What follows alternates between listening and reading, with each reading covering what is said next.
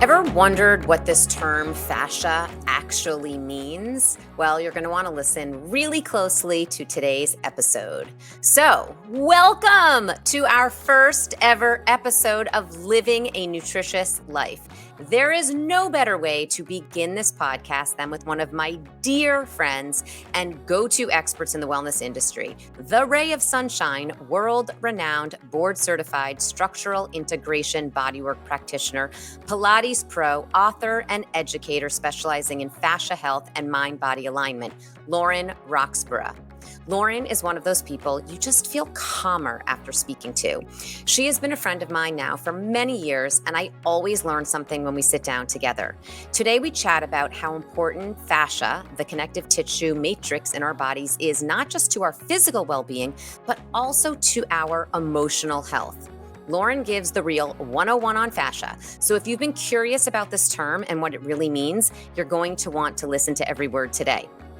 Lauren explains the different layers of the fascia, how the fascia is the subconscious mind, and how emotions get recorded and stuck there. Lauren also explains the profound impact of hydration, the role of structured water, and how movement and mindful habits all affect our fascia. We even discuss why something as simple as a sigh, yes, a sigh, is essential to our health. We discuss the role your fascia plays in living a nutritious life and how wellness needs to be a holistic approach involving nutrition, movement, and the care of our connective tissues, among many other elements. We also delve into practical steps for maintaining fascia health, ways to release emotions stored in the fascia, and the critical role of breath work. This episode is packed with inspiring education, practical advice, and Lauren's own journey into becoming a proponent of this holistic wellness approach. And we have a special offer for our listeners for a free trial of Lauren's new app, the Low Rocks Align Life Studio. See the show notes for details about that and where to find Lauren. Now enjoy the episode. And if you'd like to support the show, please leave a comment on YouTube and a review on iTunes or Spotify.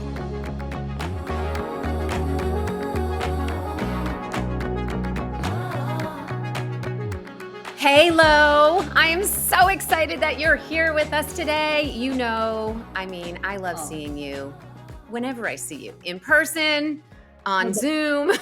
However, I'm just so happy you're here. So welcome. Keri, welcome. thank you so much. It's an honor to be here. And yes, I can't wait to dive in and chat with you today. Can you share a little bit about your journey, how you became interested in this field of fascia and body alignment? Yes, I would love to. So basically, I started out quite early on. When I was 16, my mom was diagnosed with breast cancer. So that was quite impactful in my life. And I was driving her to go get chemo treatments at Stanford University. And I would ask the doctors, where does cancer come from? I was very curious. And they were really humble. And they said, we think it's environmental and genetic, but there's a whole other piece that we don't know. And so that really did something to me, and it created some inspiration and passion and drive. And it gave me some purpose to want to go down that path and start learning about different modalities of healing, different than the doctors, because they had already figured that one out. So I knew I didn't want to be a Western doctor, but I knew I wanted to learn about how the body works. And it really put me on a journey from that day on. So I actually originally got into nutrition. That was my first passion. Because as we know, we have to change our food if we want to change our bodies and our cells first. And then I started realizing, this whole physical alignment piece. And then I realized that there was a whole thing with emotions and energy. And that put me on the path of really going and studying a lot of different types of energy medicine, I would call it. And then in my late 20s, I discovered something called structural integration, which is the work of Ida Rolf. And that is when everything clicked. And I was able to kind of combine everything into one modality that was kind of my own blend. And I started working with some of the top, athletes and celebrities on the planet. I think I just was so in my flow, if you will, and just in my passion and my purpose and my drive that was attracting those types of clients. And then it gave me a lot of confidence to know that I'm going in the right direction. So that's kind of how I ended up out there in the world as a public figure, but it was definitely a hard journey along the way. There was a lot of stuff to go through and grow through for sure. It was definitely not rosy the whole time, A lot of lessons to Of learn. course, as all of us entrepreneurs know too, right? Lot of lessons business wise and through just all of our different learnings, right?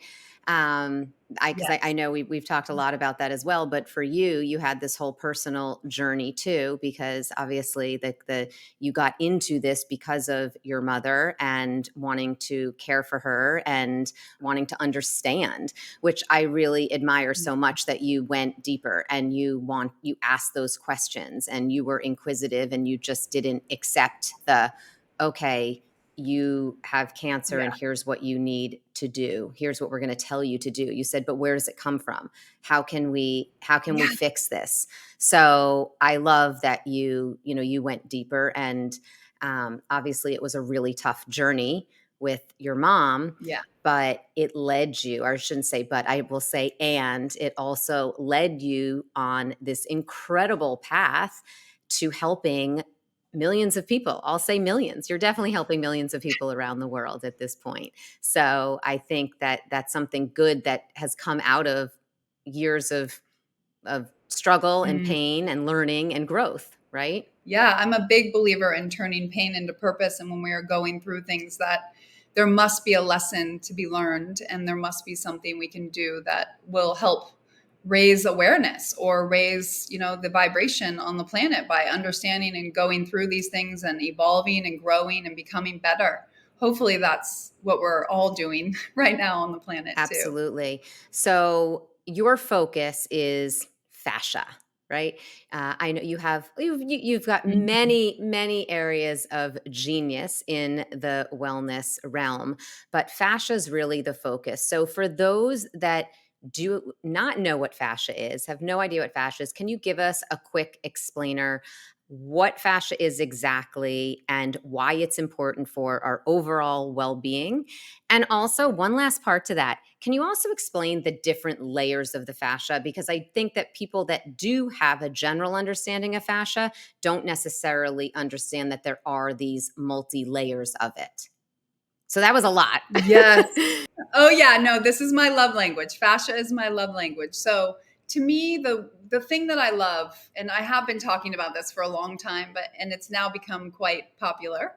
But what I love about fascia is right now, things that I've been feeling in my heart and my gut and my intuition are now being confirmed by science and medicine because of the new cameras that we have and the ability to see the human body.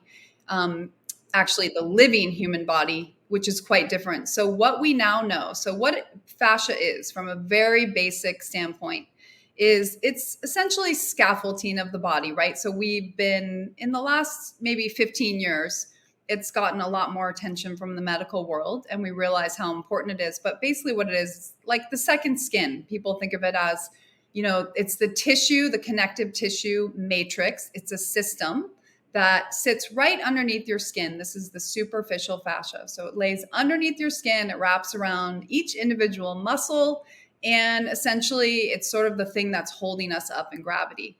And it also goes deeper into the deeper layers and it goes into our organs as well. So what we now know is it's this incredible matrix that weaves through our entire body, and it actually intersects and connects with all 12 systems of the body. So I won't name all the 12 systems, but nervous system, lymphatic system, digestive system, endocrine system. So the fascia, all of these systems are laying in the connective tissue and it's weaving through our body.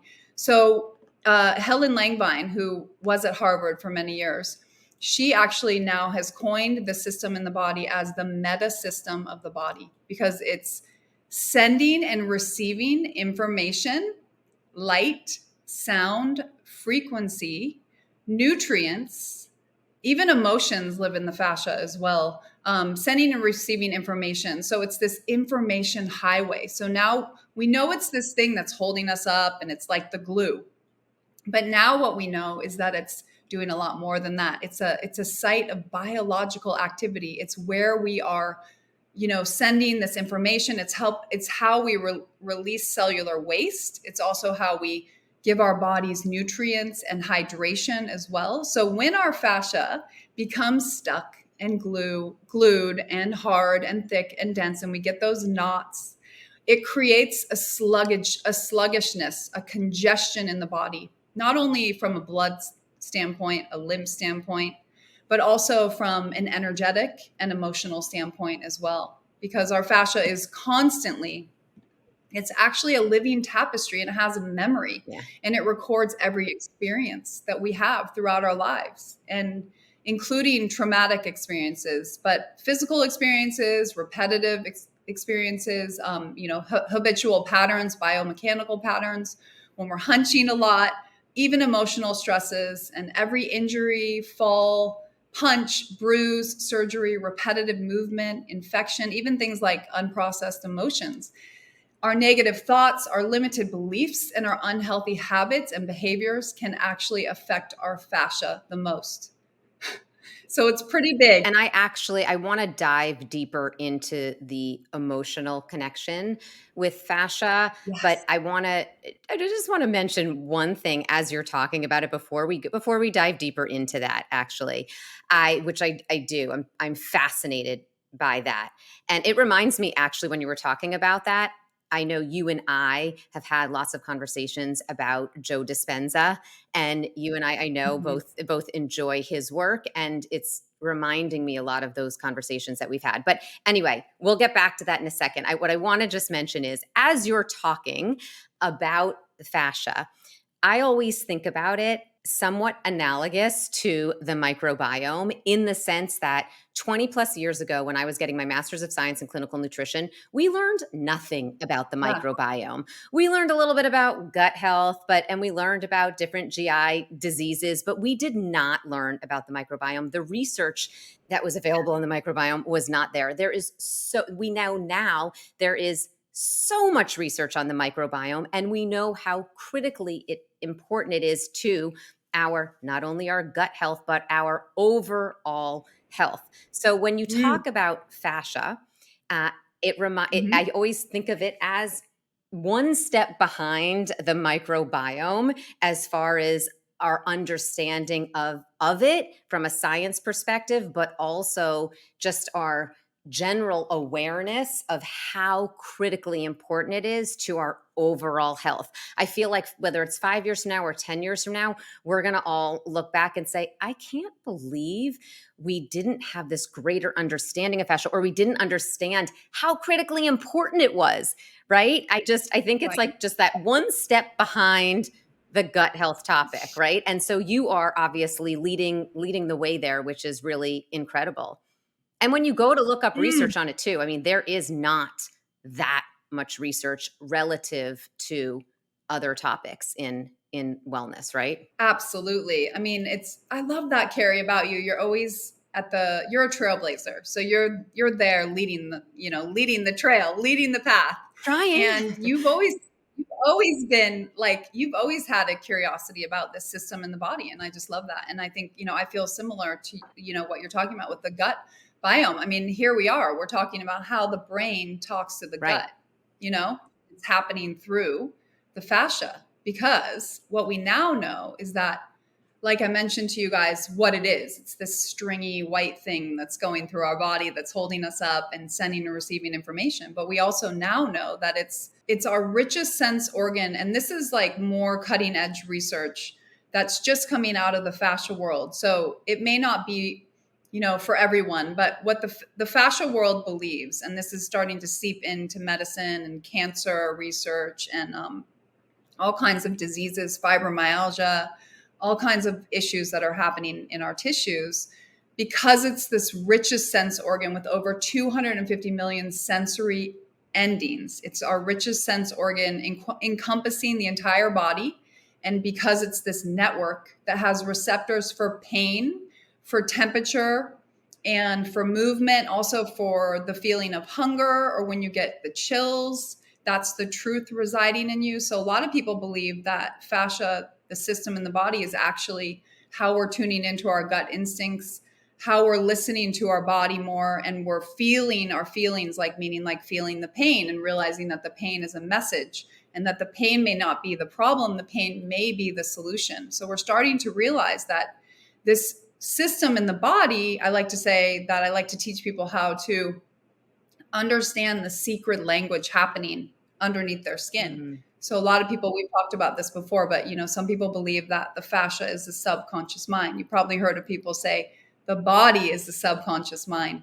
So it's incredible because it is recording everything, every experience we go through. So, and our nervous system can only handle so much at one time when there's an experience that we go through. So anything we can't handle or discharge or integrate or emote out will then be stored. And that can create a lot of issues down the road if we don't do the work to listen to those feelings and sensations. And then we start to, crave more sugar or become hard, thick, dense, wear this kind of armor around. And then that creates a blockage inside of us. And also, I believe energetically as well, as far as like how we can show up in the world and connect to our intuition and our true passion and purpose too. So that's what I love about the sense organ, because when you can connect to your senses, it does actually give you a bit of a superpower. Right. It's so incredible when you talk about that, how emotions and are stored in the fascia. And I think that's really, to me, where science and spirituality really connect. And it's so fascinating. And it's also really empowering because there's so much you can do with that information. And Yes. you obviously love foam rolling, which I'm sure we're going to talk about in a little bit. But whether it's foam rolling or massage, I read something at some point, I don't remember where I'd read this, but that massage is the number one way to release those emotions from your fascia and the number one way to heal trauma. I think it was that, maybe it's something. You might know the exact stat that I'm looking for, but we know that when you have a massage, right? Or I know when you do body work on people, sometimes they start to cry because emotions are being released. And also, I know yoga also is a way to release stored trauma. So those emotions that are stuck in your fascia. So I just find that all really incredible. And you've been doing that, right? You've been doing that body work. You've been teaching people how to foam roll. And I think, as well as many other things you've been teaching people. But I think that when people can connect those dots, and it's not just foam rolling is good for it's good for you, it stretches you, it's relaxing. When they can really understand that there is real science here, that Yeah. even your emotions can be stuck in your fascia. And when you're doing something as simple as foam rolling for 5 minutes a day, you are healing yourself emotionally. I mean, that's really, I think, powerful and, like I said, empowering for people. Yeah, I love that. I mean, I think the key with that is really, at least my awakening recently has been, because now we see how, like, I think originally when I started in this whole, walking this path, it was really about the physical, right? It was about the physical. How do you change your Right. shape?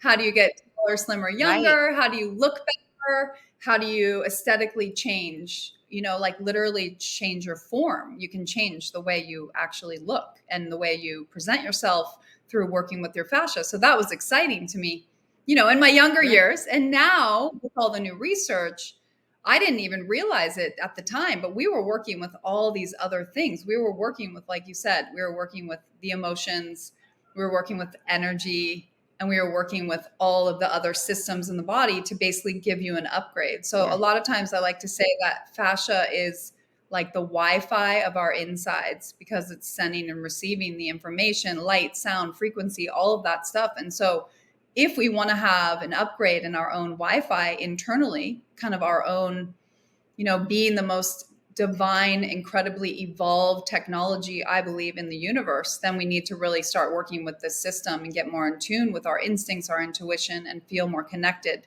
to who we are. But I think, to your point, the emotional side of it, I think it's really about raising the awareness and the consciousness of knowing that you are affecting all of these systems when you're working with your fascia. So like you said, when we used to think, oh, just roll out your IT bands, Well, now we look at the body so much more holistically. I'm writing actually my curriculum for my certification. And it's really important to me that people realize that if you're rolling your feet out, you're actually affecting your head and your jaw. Yes. Or if you're rolling your pelvic floor out, you're releasing your lower back or your gut issues as well. You're helping improve digestion. Or when you're releasing your diaphragm, you're helping tune into more inspiration because you can breathe better. Inspiration, respiration, they go together. So when you start to realize everything is so connected, and I think that's what we're going through kind of now in the world, Right. I'm sure you feel the same with Nutritious Life and how important it is that, being nutritious or getting nutrients is not, or being nourished, I should say, is not just about what you eat. It's everything, Exactly. right? Everything. Exact. Yes. All And so those eight that's what, pillars. right? I know. I love your pillars. I live them. I always say that it's not all about the food. It's all of these other pillars and they all work together physiologically and behaviorally. So, That's right. Exactly. So I get it. And I feel like everyone is starting, or people that are really excited and inspired and on this path of wanting to become well and whole, not just well, but actually whole, that kind of evolution of wellness to wholeness, which is embracing the whole being, right? The light and the dark side of us humans. And to be able to do that is to tune in and connect and realize, like, yeah, I am who I am. And I want to, I want to find who I am. A lot of people are trying to find who they are. And so I do think that this system in the body and living a nutritious life, like a nourishing life as much as we can, really does help. It creates a ripple effect and it creates a shift, on the planet that we all are desiring. So we can't just like go out in the world and try to save the world. We have to save ourselves first. ooh, so good. So good. It's so good. Let's dive a little bit deeper into stress and the stress response, and I should say, and how it affects fascia. And I'm sure many listeners are aware of the HPA axis and that when we're stressed, our heart rate goes up. We have that more Mhm. shortness of breath. I guess I should actually, just for anyone that doesn't know what the HPA axis is, the HPA axis is comprised of the paraventricular nucleus of the hypothalamus, so that part of the brain, and the anterior lobe of the pituitary gland and the adrenal gland. So when you hear the HPA axis, that's what it's referring to. So the HPA axis response uses hormonal signals to keep the sympathetic nervous system in action. So the hypothalamus releases CRH, which is corticotropin releasing hormone. CRH stimulates the anterior lobe of the pituitary gland to secrete ACTH, which then stimulates the adrenal glands to secrete cortisol. So many people know cortisol. That's just a little background. If you're not interested in that science, you could definitely just skip over what I just said. But the point is that when you're stressed, there is this access, this chain of events that happens to release cortisol. Sorry, this cascade keeps the body on high alert. Once the event is over, cortisol levels drop, and then we have the parasympathetic nervous system to act as brakes to the stress response. This affects also our immune system, as well as many other systems, and fascia. So that's where I would love you to dive a little deeper into how stress affects fascia and then how that affects our health. Definitely. So how stress affects fascia is all about how we react. So if we are in a stressful situation, and that all depends on our perception of the situation, so we're in a react state. So what happens is we may not realize it, but we subconsciously will bear down, clutch, white knuckles, squeeze our pelvic floor, grind our teeth, recoil, contract, compress.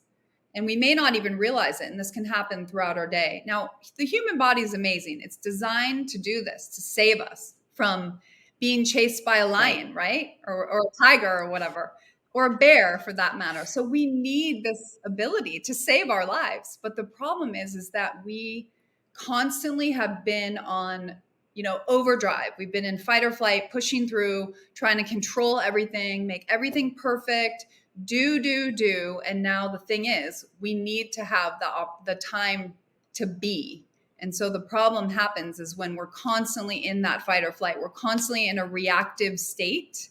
that we can never rest, digest, and heal and rejuvenate. And so the fascia becomes thick, dense, bound. And then if you're not moving and getting flow in the tissues, like with the rituals and the practices that I teach in the Align Life Studio, or whatever else, like yoga, anything that your medicine to move that energy out of you, you'll just literally carry it with you for the rest of your life. And then you'll just become heavier and thicker and denser. And that's what aging is. Right.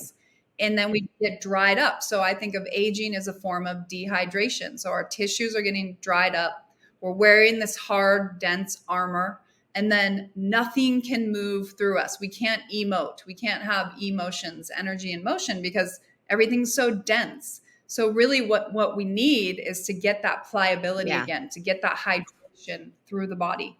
Does that answer your question? Yeah, that's fantastic. And I think you really hit on a really important point, that whole process that I talked about with the stress response and the body releasing cortisol, like that is all a good thing. Like you said, that's a survival mechanism. The problem is that we don't just have this acute cortisol response now. We are chronically stressed. So that is the issue that I think that you were just mentioning, that then leads to that our fascia becoming thick and hard, is because we are in this chronic state of stress versus an acute state, and then going into that rest and digest state. We're chronically stressed, which then leads to, like you said, that thickening of the fascia. So yeah, that was really great. Thank you for explaining all of that. And that actually leads to something that you were talking about before that I want to dive into. I want to talk about hydration a little bit more and fascia, because I know you've talked about how fascia can get thick and hard, and we talked a little bit about, I think you may have even said, and I've heard the phrase, sticky fascia. So yeah. I want to talk a little bit more about that, because when we think about hydration, we think, okay, drinking our water, and we know that hydration is important for energy, for digestion and gut health, for liver function and detoxification, for kidney function, for recovering from injuries, for mood even, and stiffness and pain, and for specifically fascia health. We know we need to hydrate. We need to drink enough. We need to drink adequate fluids. We need adequate electrolytes to keep water in the right places in the body. So we need to replenish also with electrolytes, not just with water. We can also get water from foods. So there's lots of ways to stay hydrated, but also we want to make sure that water is moving through us properly so that we don't have that thick fascia, right? So can you explain a little bit more how staying properly hydrated is important for fascia, but also why we need to move to get the fluid moving? Absolutely. Well, as you know, too, the lymph system doesn't have its own pump, so it needs support as well. And the lymph and the fascia work very closely together in helping our bodies keep purifying and emptying and releasing that cellular waste. But the way I look at it is, if you're just drinking water and your fascia is really dense, thick, congested, and you're feeling very tight and rigid and heavy, then the water just goes through you. So it just, actually stresses your organs. It actually stresses your kidneys and can make your body just have to go pee a lot, and even your bladder. And so essentially, when you're drinking water, like you said, you want to have filtered water that you then add the minerals back to it, first of all, because you want that water to have the right form of water to actually go in and give you cellular hydration. And then the other thing you need to do is you need to get the tissues flowing. So you need to actually have movement. I always think of it like wringing yourself out, you're like wringing out the old water to bring in the new. I want to take a moment to tell you about our podcast sponsor, which I'm a super fan of. In today's fast-paced, go world, it's so easy to get overwhelmed and lose focus, especially when you're trying to accomplish critical tasks that require a sharp mind. If you're looking for a way to support your brain health and stay on top of your game, if you know me at all, you know I'm always looking to do that. Well, then you want to know about cognizant acetylcholine. This nutrient helps support brain function, and it plays a vital role in nourishing and protecting brain cells. Cognizant acetylcholine can help support focus, memory, and attention, promote cognitive performance, and support overall brain health. It's also known for its ability to support brain energy and is backed by numerous studies that show its effectiveness. Whether you're a student, a busy professional, a multitasking parent, or anyone looking to optimize mental clarity and sharpness, adding cognizin citicoline to your daily routine can help you achieve those goals and support your brain for the future. It can be found in many different products, including chewables, gummies, beverages, and even cold brew coffee. Visit cognizin.com for exactly where to find this ingredient, and don't forget to look for cognizin on the label. You're allowing the way we do this. That's a great visual, by the way. I like that. Yeah, like wringing out the Yep. towel. So Yeah. twisting, breathing, even just breathing and walking are amazing because they're pumping your diaphragm, which is a pump that helps, basically massage your organs, open up your pelvic floor, and also pump the cerebral spinal fluid through your spinal cord, which is great to help feed your brain nutrients and also flush your brain of toxins and also help regulate your nervous system as well. But water I like to think of it as cellular hydration. And the way you get cellularly hydrated is that you've got to move your tissues to allow that water to kind of seep in. And the other thing too is that around our fascia, there's actually a water shell that is around, kind of, if you think of it like the spider webbing, there's a water shell that wraps around the fascia. And so that's a different type of water. It's called structured water. So it's H3O. There's a great guy, Dr. Pollack, if you want to look, he's at Washington University, and he's done some incredible research on structured water. And there's a whole body of work coming out about this. There's been a lot of talk on unstructured water. Are you drinking structured water? Are you structuring your water? Here's the thing. Yes, I do. I love, because structured water is essentially like, if you got it out of nature, it would be coming down a beautiful river or stream, and it would be just like energized from the movement through the rocks. And like the movement is the thing that structures the water. It's like this vortex energy. But the thing is, your body makes structured water. That's what I was thinking though. Doesn't your body do this? Your body does this. And the most pure structured water you can get on the planet that feeds your water is from fruits and vegetables, and also coconuts. So like the coconut water is like the most amazing bioavailable structured water, because the coconut filters and makes it into more of this fluid that has all of the minerals in it that you need and the electrolytes. And that's like the most, like you could drink, like, I'm not sure exactly what the comparison would be, but if you had one coconut versus like, a few glasses of water, you'd be way more cellularly hydrated from the coconut.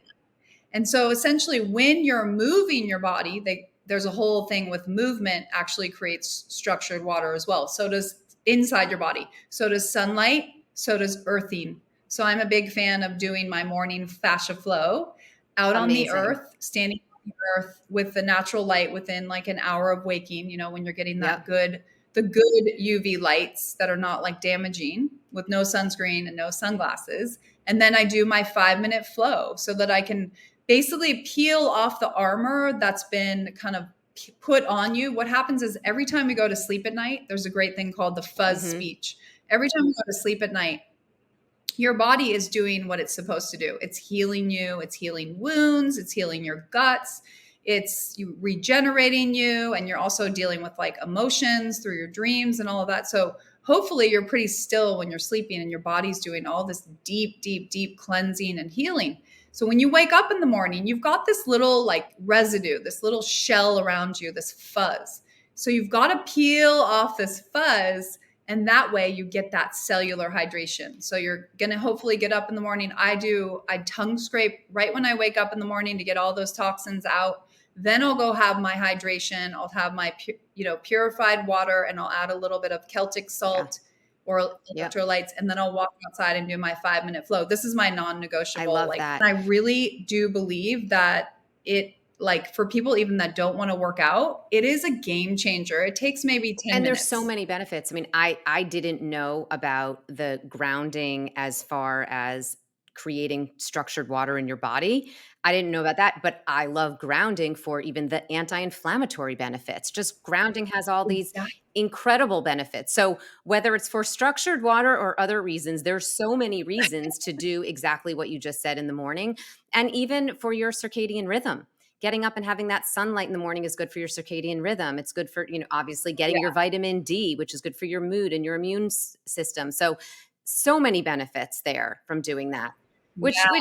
is really, like what I always say when it even comes to nutrition, what's good for your mind is also going to be good for your heart food wise. It's like with fascia, like what's good for, your structured water is also going to be anti-inflammatory and good for this. Like all of these different things we can do for our health and what, like I like to call living a nutritious life, have many different benefits that all ultimately work together. It's holistic, right? If you're helping with one system, you're actually supporting all of them, because that's how the body works. The body works as a team. It's not like, oh, you're going to heal one disease, but then the other one's going to hang around. No, your body will heal both. If you're on a healing journey, you're never going to be like stuck with one. And then that's how it works. The body it is so incredible. It's remarkable at how well it can heal. It's so incredible. And so I was going to ask you, I think I have a pretty good picture of it in my head already. I wanted to ask you what a healthy fascia looks like and an unhealthy fascia looks like. So people could really have a visual at this point. I think because you've talked a lot about like the thickening, I sort of have this visual in my head, but I still want to ask you that because I really want it to be clear for people so they can be, again, motivated to do some of these simple things that you can do every day. That's also what I love about what you just said is those are simple things that people can do daily that don't cost anything, that people can do to improve their fascia. So gives people a little motivation here to work on their fascia. What does their unhealthy fascia look like versus healthy fascia? So the difference between kind of tangled up fascia versus smooth, healthy, vibrant fascia is, think of it almost like an internal piece of plastic, like a little plastic ball or something inside of you, versus a piece of saran wrap.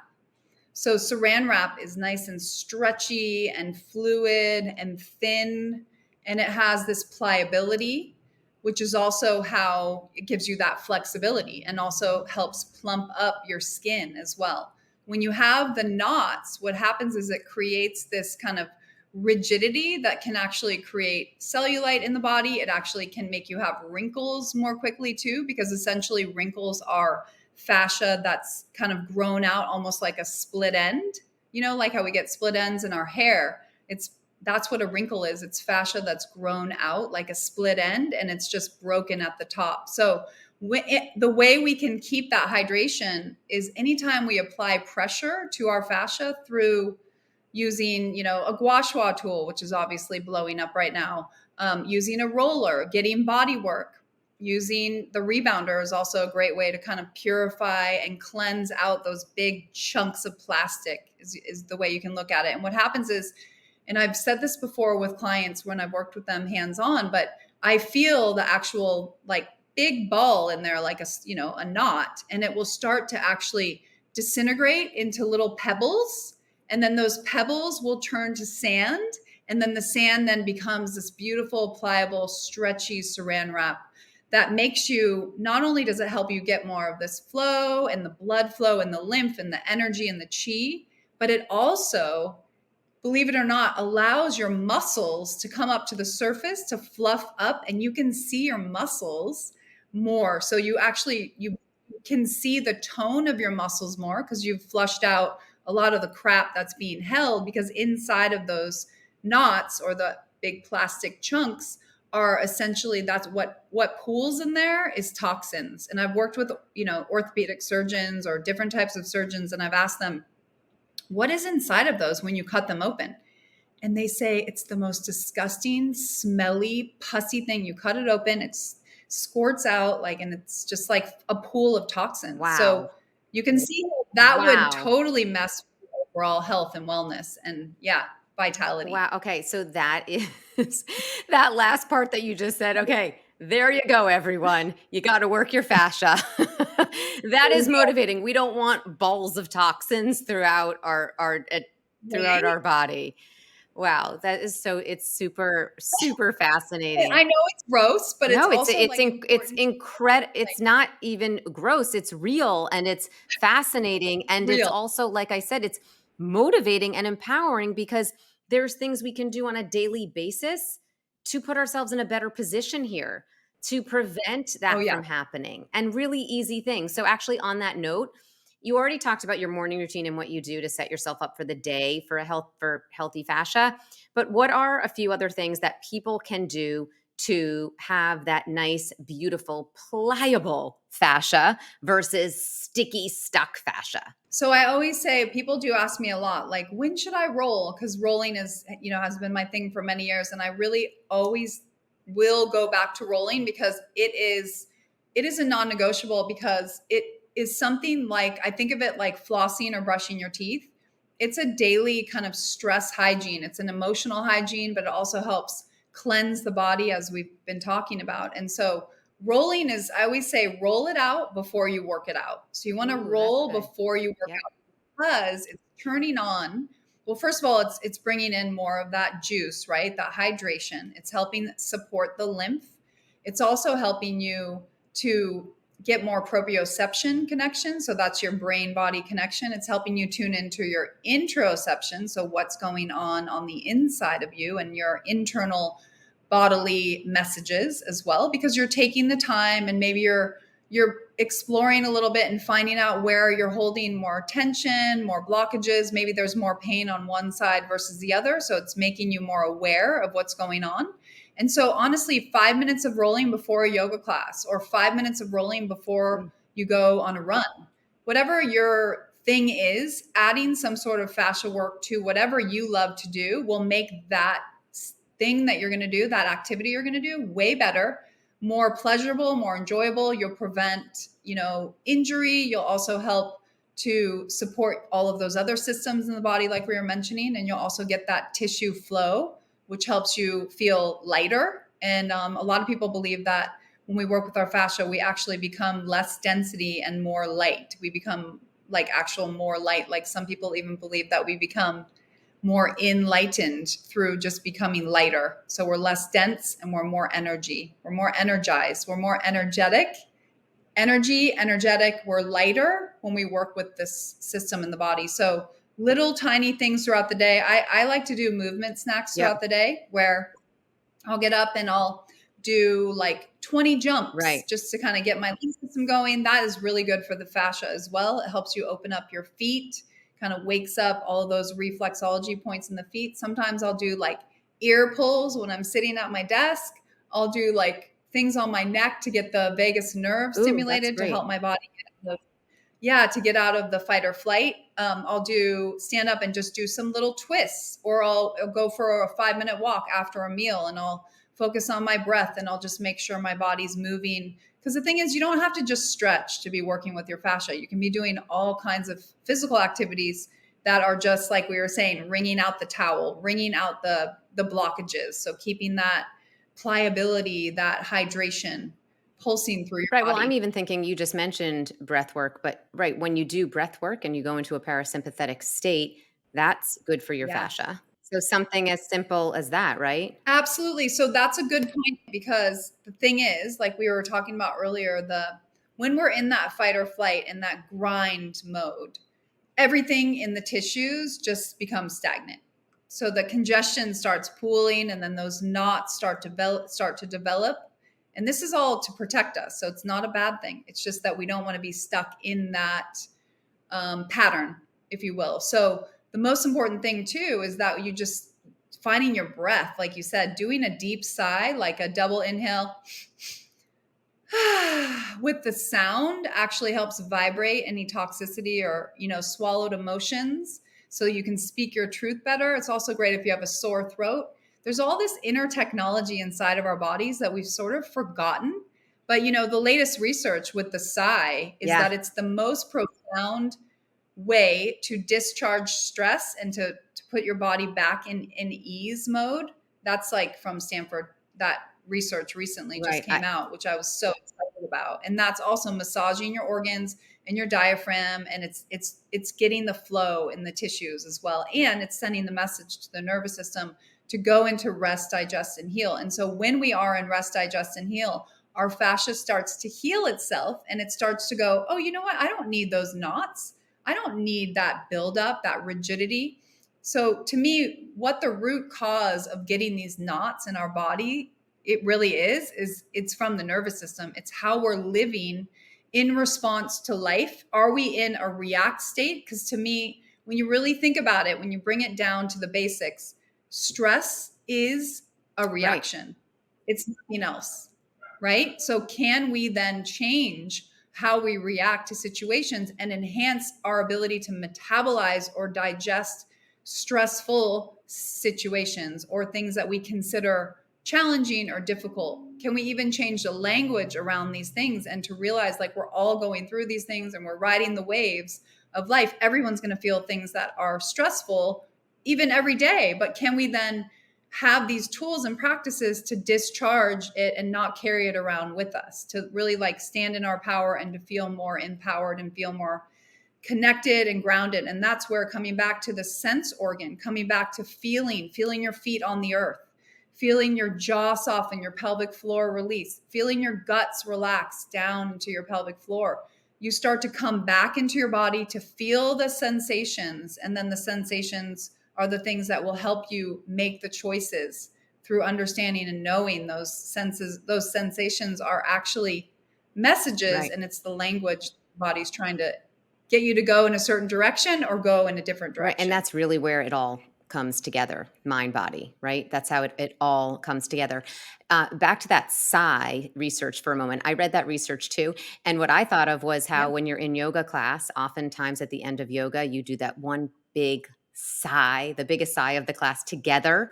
And I was thinking about that. I was like, that makes perfect sense. And people have been doing that in yoga for how many years? But the research just caught up with it, I guess, right? Because that's what I thought of when I at least read that research.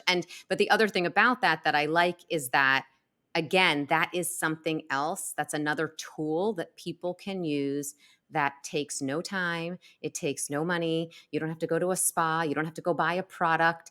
It is just something we can all do sitting at our desk. So I love tools like that cost nothing, that don't take a lot of time, that are easy to implement, so that people can add these tools into their daily life, and they can then stack them and they can start feeling better without making these ginormous changes that seem overwhelming to people. So I think every tip and tool you gave today is something that is completely accessible, tangible, doable, for everyone out there. So everyone can start to incorporate these things like sighing, grounding, right? All of those things. So I think it's really incredible information you gave. Thank you so, so much. I want to ask one more question about emotions in the fascia, because I understand the concept that emotions are stuck in fascia. I understand that we need to release them. That all makes sense to me. But I'm sure there are people out there that are listening and thinking what I'm thinking right now. But how exactly are emotions stuck in there? If you had this feeling, this sadness or grief or anger when you were 12, how is it stuck in there? What does that really mean? Oh, okay. So this is emerging research too, just so you know. Right. By the way, I was expecting you to say that too. I know there isn't a perfect answer. We don't know exactly, but how are you thinking about it? The way I'm thinking about it, and the way I've talked to quite a few of our, colleagues in this space, is that I think going back to this idea that our body is recording everything. Mm-hmm. We may not realize that, one of my favorite things to say is, you may not remember, but your nervous system always does. Yeah. So even like from the being in the womb to our last breath, every single thing that we're going through, experiencing is there. So the thing is, like, it could be something like, you're holding some sort of swallowed emotion, or you're holding something in your jaw and you may not realize it, but that emotion is being stuck in the body. And so essentially, how do we explain that? It's energy. When it comes down to it, it's energy that's stuck. And so one thing I like to explain is that, acupuncture, Chinese Mm-hmm. medicine, is also a really important piece for fascia, because now the latest research is that the meridians are in the fascia.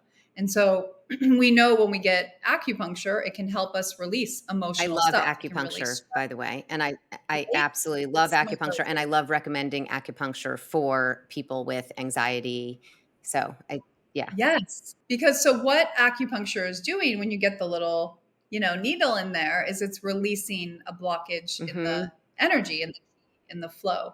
And that energy could be from, something that happened to you when you were like 5 years old. You fell off your bike Hmm. and you might have broken a bone and you healed up, but then your body has the memory from that fall still. Maybe you don't remember it in your Mm-hmm. mind, but your body has the memory of that fall. And so your body is then compensating around that. And then there's actually an emotional energy that's why when I've done body work on people and we've, held space to be present and connect to something that happened to them, like let's say it was like even sexual Mm-hmm. trauma in the pelvic floor, holding space for that. And the people might have the client might have thought that they've worked through it, but it was still, so in their mind they've worked through it, or they thought Right. they have.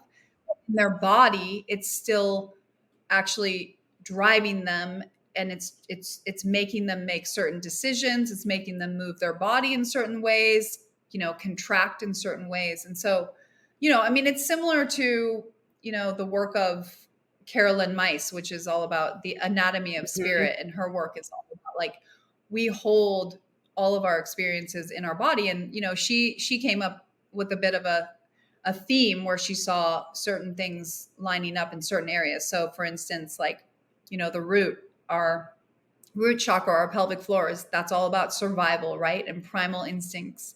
And so a lot of our emotional stuff about money and family can be held in our pelvic floor and create a lot of lower back issues and that type of thing. So a lot of times these emotions will show up as pain, as stiffness, as tension. There's a lot of emotional components that can do with certain ailments in the body. Like for instance, knees. When your knees are really, sore or have a lot of pain in them, that can mean that you're having issues with not feeling supported. So there's a number of different ways to start looking at where the emotions are being held in the body. But I also I don't think it's so black or Right. white. And Right. so when people ask me, I don't think like that. I mean, a lot of people think that breast cancer can also be from, basically having resentment in your Hmm. heart and feeling like a victim and feeling Hmm. like, like not having an open heart. But, some people will get breast cancer for other Of reasons course. too. So it's hard to really contain it. It's such a wild Right. thing. But the bottom line is that the emotions have an energy. They have a frequency, Right. I should say. That's what it is. The emotions have a frequency, and that frequency doesn't have to have words. Okay. So that's where talk therapy sometimes isn't the answer for Right. everyone. Or maybe there's a Right. combination of talk therapy and movement therapy or physical, emotional, energetic medicine therapy, because a lot of times when these emotions come up to the surface, they need to be emoted out through a sigh, through a moan, through a tear, through a laugh, through a cough, through a vibration, through like a Right. trembling. So like it's really hard to put language around what emotions are, because really that's a good way to explain it, is it's a Right. frequency. It's a frequency that's stuck in the body that needs to be moved out, and your body will tell you through pain, through the sensations, if there's something that needs to be Yeah. released. So I mean, it's sort of like you don't need to go searching for these Right. things, but you will be becoming more in tune and conscious of your body and aware. You will start to feel these things more, and then you have these amazing tools to let them go through breath, through movement, through twisting, going upside down, wringing out the organs, bouncing, humming, oming, all of this inner technology. It's so Yeah, that cool. was really very, very helpful. So emotions have a frequency, and those frequencies are recorded throughout your entire life. And you have to work your fascia to release those recordings. Can we think of it that way? Is that a simple way to think about it? And one of my favorite things I've been saying lately too, which goes with this whole idea, is, Nikola Tesla has that great quote: if you want to know the secrets of the universe, you've got to start thinking in terms of energy, vibration, and frequency. And to me, that's what we're realizing more and more, as science is starting to catch up, is like, we are energetic beings, right? We are energy. If everything is energy, which I believe, then that's where fascia is so exciting, because it does help us tune in to that energy and helps us become more connected to that energy. This is so good. Speaking of emotions, I've got the chills right now from all of this. I want to just go ground and use my low rocks foam roller and rebound. And I want to just go work my fascia. I love it. This was amazing. Okay. So final question for you. Okay. What is the one thing you do to set in motion your nutritious life? So to get all of those pillars of a nutritious life in motion, working together, what's the one thing you do to set that ablaze? I think I know the answer for you, but I'm going to ask it anyway.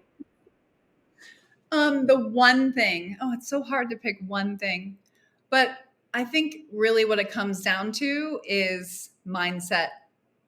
So choosing to make myself a priority and realizing that by choosing me, I will be a better person in the world. I'll be a better mom. I'll be a better wife. I'll be a better practitioner. I'll be a better student and teacher. And I feel like when I do that, then everything is easier. I feel more alive. Beautiful. I love that. I love you, Lo. I love that so much. Okay, so where can everyone find you? Oh, yeah. So I've luckily been able to create this amazing app called the Low Rocks Align Life Studio. And I've been doing it now for, 6 or 7 years. It's been a while. And it's where I share all of my practices that I really believe works. We have over 400 flows and practices in the Align Life Studio. And it's just, it's from my heart to yours. And it's really just where I share everything, all the secrets on how to get your body to have this amazing upgrade.